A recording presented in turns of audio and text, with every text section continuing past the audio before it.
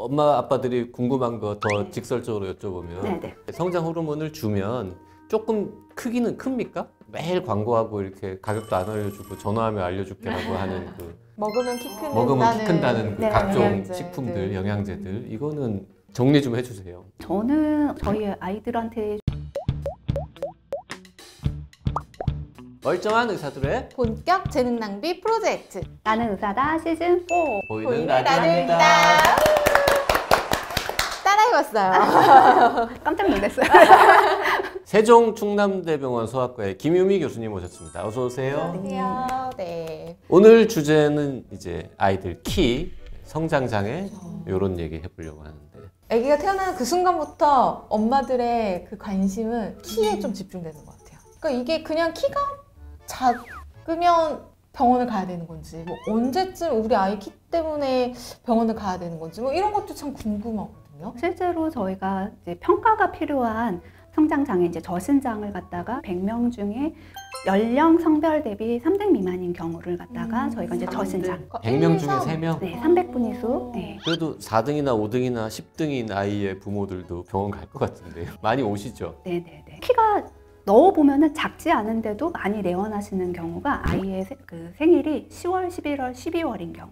그러니까 항상 이제 기준치가 같은 또래다 보니까 사실은 아직 덜 살았는데 덜 컸는데 이제 상대적으로 우리 아이만 너무 작아요라고 오시는 경우가 네, 겨울에 태어난 똑같은 친구들. 뭐 2015년생이라도 1월생도 있고 1월생과 10월생은 큰 차이가 거의 있는데 1년 차이가 나니까. 네. 우리 아이가 그 1등부터 100등까지 이렇게 키 순으로 놨을 때 몇 등에 해당하는지를 집에서 부모가 확인할 수 있는 방법이 있어요? 네, 맞아요. 있어요. 대한소아내분비학회에서 만들어 놓은 웹사이트가 있거든요. 한글로 바른 성장.kr이라고 치면은 거기에서 이제 아이의 생년월일, 그리고 측정한 날짜, 그리고 키, 체중을 입력하면은 아이들 성장 계측 등수를 확인할 수가 있으세요.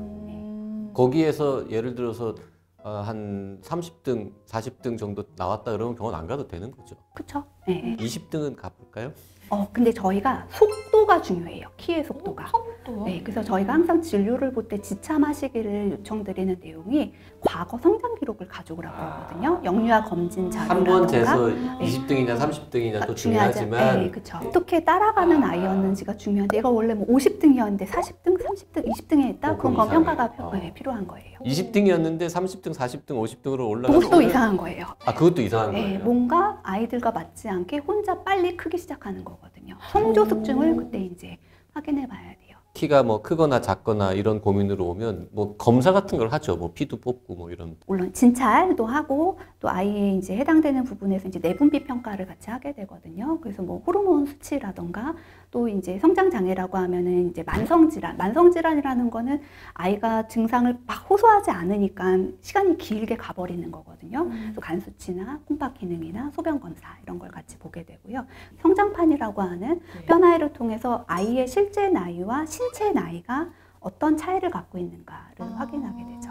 그러면은 뼈 나이는 이미 본인의 나이보다 더 높게 나올 수도 있고 더 적게 나올 수도 있는 비슷하게 거예요? 나올 수도 비슷하게 나올 수도 네. 있는 거예요. 그래서 체질성 성장 지연이라고 아이가 지금은 되게 작아 보이지만 뭐 부모님 중에 뭐 아버님이 나 군대 가서도 컸어 또 어머니 뭐 나 중3 때 뭐 초경했어 뭐 이런 경우는 사춘기가 늦으신 경우거든요. 네.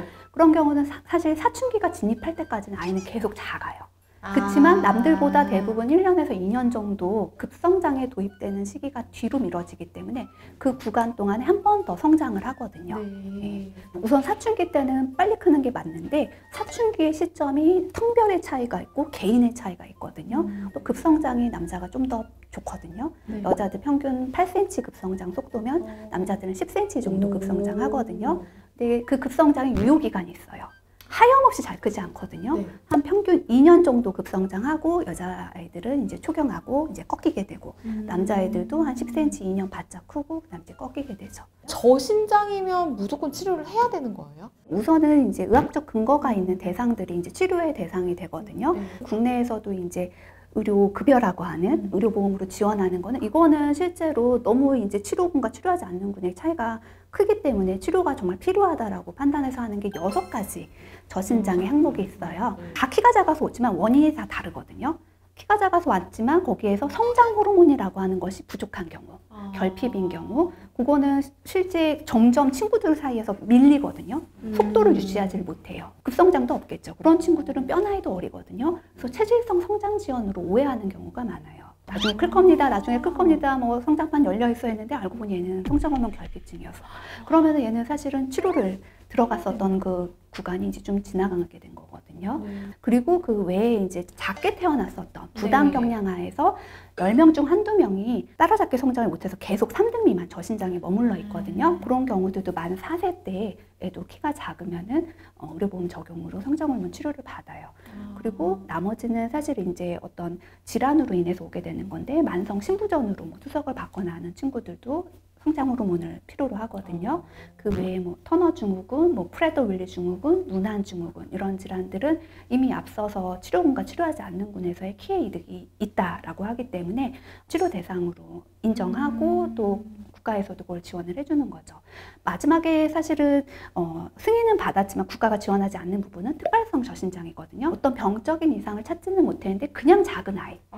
그렇지만 그냥 작은 아이들도 저희도 의료진의 입장에서 여자애들 150이 안 되거나 남자애들 60이 안 되는 경우에서는 최종 성인 키가 그런 경우에서는 그래도 치료를 하는 것이 이득이 있다라고 판단을 하기 때문에 그런 경우들은 이제 대상이 되게 됩니다. 하지만 이제 많은 부모들은 평균보다 더 크기를 바라서 우리 아이는 지금 30등, 40등, 50등 충분한데 이거를 이제 70등, 80등, 90등으로 만들고 싶어서 성장 호르몬을 놔주거나 어떻게 생각하세요? 저도 사실 이제 항상 여쭤보는 게 그럼 얼마를 원하시냐 키를. 그럼 항상 남자는 180, 여자는 168. 키가 큰 사람도 있고 키가 작은 사람도 있고 사실은 그 키 자체보다는 아이가 건강하게 크는 게 더 중요하거든요. 네. 실제로 이게 병이 없는데 투약하게 되면 굉장히 많은 용량을 사실은 필요로 하게 되거든요. 왜냐면 더 많이 줘야지 우리가 원래 크는 거 이상으로 기대할 수 있잖아요. 근데 많은 양을 투약하다 보면은 이제 병이 없던 아이인데 투약하게 되면서 어떤 문제를 발생하게 되는 거. 그리고 실제 또 투약하다 보면은 그 목표치까지 가는 것이 과연 의미가 있는 거냐. 의학적 목적은 없거든요, 거기에는. 엄마 아빠들이 궁금한 거 더 직설적으로 여쭤보면 네네. 그냥 키가 그렇게 작지 않아요. 저신장은 아닌데 성장 호르몬을 주면 조금 크기는 큽니까? 네.